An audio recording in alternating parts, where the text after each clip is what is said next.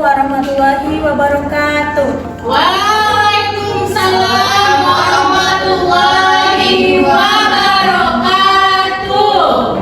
Yang kami hormati rekan-rekan sekalian, baiklah, izinkan kami untuk menyampaikan hasil diskusi kami terkait sains dalam Islam. Adapun saya Rika Lestari sebagai moderator, Saya Nadia Farhan Nasir sebagai pemateri. Saya Udeningsi sebagai pemateri. saya Yudianti Dewi sebagai pemateri, Dan saya Rizka Anissa sebagai pemateri. kami memiliki 4 indikator masalah yang akan kami jelaskan di sini. Yang pertama, bagaimana konsep Tuhan, Islam dan Al-Quran. Yang kedua, apa yang dimaksud dengan sains. Yang ketiga, bagaimana Islam dan sains teknologi modern. Dan yang terakhir, bagaimana peran sains dalam mengenal Tuhan. Baiklah teman-teman, saat ini kehidupan di era modern telah mengubah segala aspek dalam lini kehidupan manusia, baik pada aspek komunikasi, informasi, transportasi, tak terkecuali juga berbagai aspek ilmu pengetahuan termasuk sains.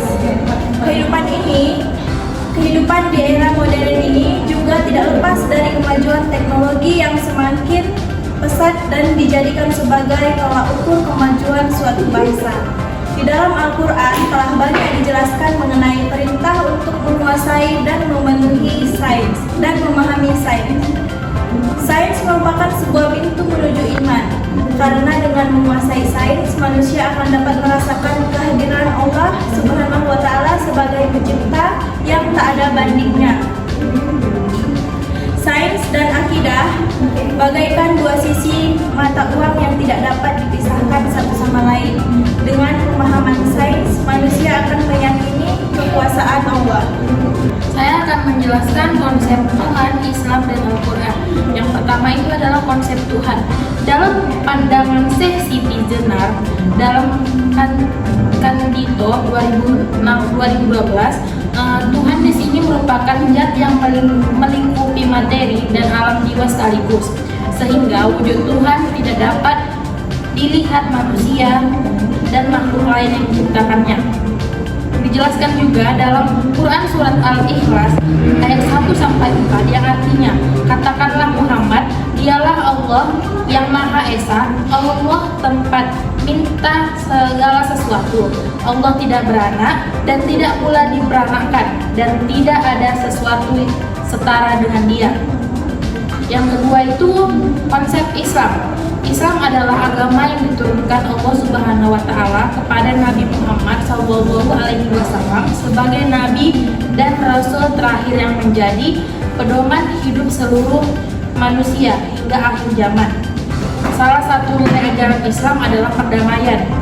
Menurut Mulyadi, Islam secara harfiah artinya itu damai atau selamat.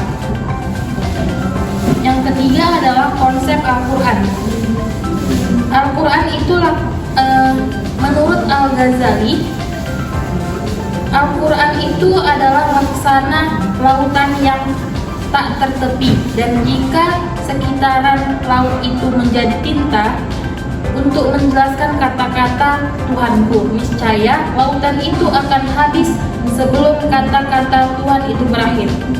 Baiklah, sebelum kita melangkah lebih jauh terkait bagaimana Islam dan sains teknologi modern dan bagaimana juga peran sains dalam mengenal Tuhan, maka alangkah lebih baiknya kita mengetahui terlebih dahulu secara umum apa itu sains.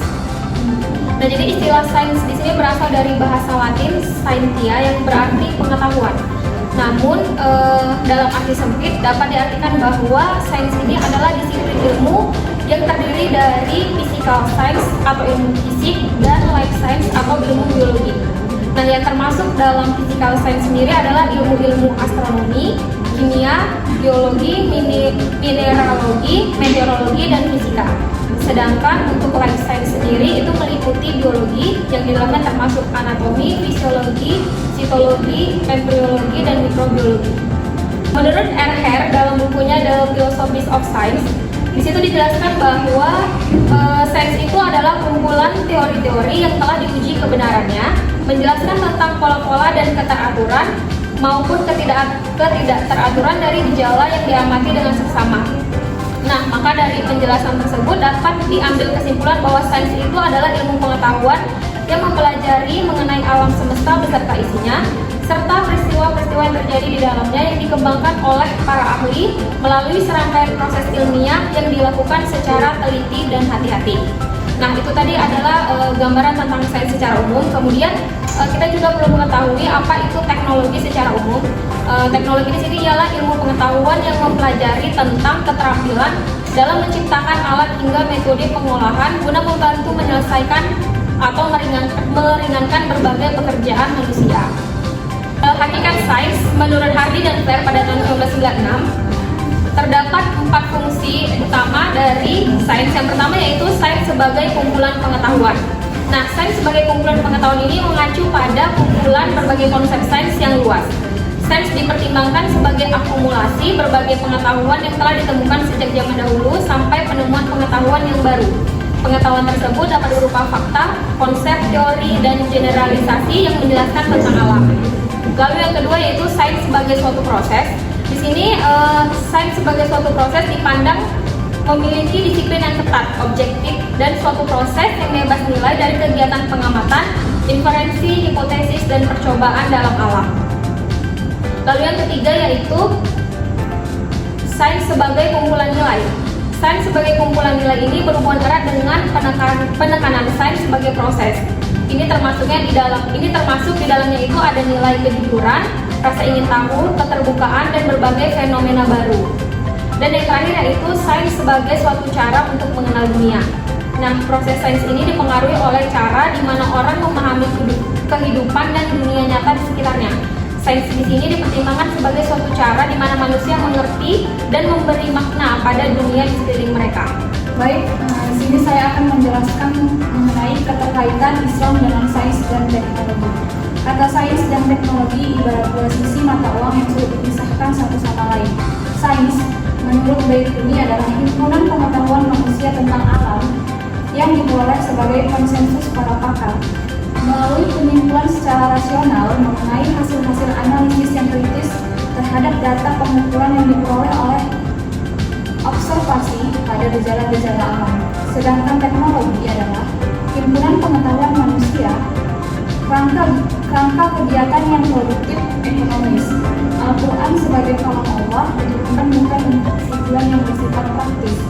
Oleh sebab itu, secara objektif, Al-Quran bukanlah ensiklopedi sains dan teknologi, apalagi Al-Quran tidak menyatakan hal itu secara jelas. Jadi di sini Islam adalah mengenai Allah dalam menciptakan langit dan bumi beserta isinya. Sedangkan sains mengenai gejala-gejala alam yang ada di dalamnya. Lalu teknologinya mengenai himpunan pengetahuan manusia tentang proses-proses pemanfaatan alam yang diperoleh dari penerapan sains. Selanjutnya, pengembangan sains dalam konteks Al-Quran. Yang pertama, Al-Quran memerintahkan kepada manusia untuk mengenali secara seksama alam sekitarnya seraya mengetahui sifat-sifat dan proses-proses alamnya yang terjadi di dalamnya. Dalam surat Yunus ayat 101 yang artinya, katakanlah, perhatikanlah apa yang ada di langit dan di bumi. Tidakkah bermanfaat tanda-tanda atau kebesaran Allah dan rasul-rasul yang memberi peringatan bagi orang yang tidak beriman. Lalu yang kedua, Al-Quran mengajarkan kepada manusia untuk mengadakan pengukuran terhadap gejala-gejala alam. Hal ini diisyaratkan di dalam surat Al-Qamar ayat 49 yang artinya, sesungguhnya kami menciptakan segala sesuatu sesuai dengan ukurannya. Lalu yang ketiga, Al-Quran menekankan pentingnya analisis yang mendalam terhadap fenomena alam melalui proses penalaran yang kritis dan sehat untuk mencapai kesimpulan yang rasional. Persoalan ini dinyatakan dalam surat An-Nahl ayat 11 sampai dengan 12 yang artinya, dengan air hujan dia menumbuhkan untuk kamu tanam-tanaman, zaitun, kurma, anggur, dan segala macam buah-buahan. Sungguh yang demikian itu benar-benar terdapat tanda kebesaran Allah bagi orang-orang yang berpikir. Di sini saya akan menjelaskan materi yang terakhir, yaitu peranan sains dalam mengenal Tuhan.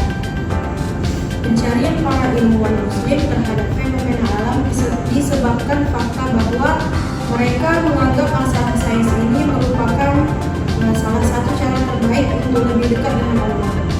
Mereka yakin bahwa dengan mempelajari tanda-tanda Allah di dalam alam ini, seseorang akan dapat menyingkap kesaling hubungan seluruh bagian alam semesta dan kesatuan yang tersembunyi di belakang dunia yang penuh dengan keragaman ini, yang pada gilirannya akan membimbing kepada Sang Pencipta atau Allah Subhanahu wa Ta'ala. Jadi, ilmu sains dapat digunakan untuk mengenal Tuhan, akan tetapi ilmu sains hanya bisa menjelaskan kalau Tuhan itu ada, tetapi ilmu sains itu tidak menentukan siapa Tuhan. Para ilmuwan Islam memang menekuni Islam sainsnya, akan tetapi para ilmuwan hanya dapat menerima sesuatu dan meyakininya dengan pasti jika telah melihat hasil. Jadi intinya sains tidak menjelaskan pengenalan Tuhan dengan sempurna. Hanya itu yang dapat saya sampaikan. Saya kembalikan kepada moderator. Dengan beberapa pembahasan kami tadi, ada baiknya saya sebagai moderator akan mengutip sedikit kesimpulan. Jadi berdasarkan pembahasan kami yang tadi sama-sama kita saksikan, dapat disimpulkan bahwa antara Islam dan sains ini tidak bertentangan satu sama lain. Bahkan antara Islam dan sains memiliki keselarasan dan dapat mempertegas antara satu dan yang lainnya. Keselarasan Islam dan sains tersebut dapat dibuktikan dengan banyak hal. Salah satunya dengan produk berupa tokoh-tokoh Islam yang cemerlang dan memiliki kontribusi dalam bidang sains. Beberapa nama terkenal Islam tersebut yaitu Ibnu Sina yang memiliki kontribusi dalam banyak bidang seperti kedokteran, filsafat, dan lain sebagainya. Selain itu diperkuat juga dengan ayat-ayat Al-Quran atau sumber utama dalam Islam, memiliki keselarasan dengan penemuan-penemuan sains masa kini. Beberapa di antaranya seperti ayat-ayat tentang bulan, bintang, dan matahari. Al-Quran telah lama membuat ayat-ayat yang berbicara tentang hal tersebut dan telah dibuktikan kebenarannya oleh sains modern. Terima kasih atas kesempatannya pada kali ini. Kami sebagai materi mengucapkan mohon maaf apabila ada kesalahan kata yang kami ucapkan. Dan Assalamualaikum warahmatullahi wabarakatuh. Waalaikumsalam warahmatullahi wabarakatuh.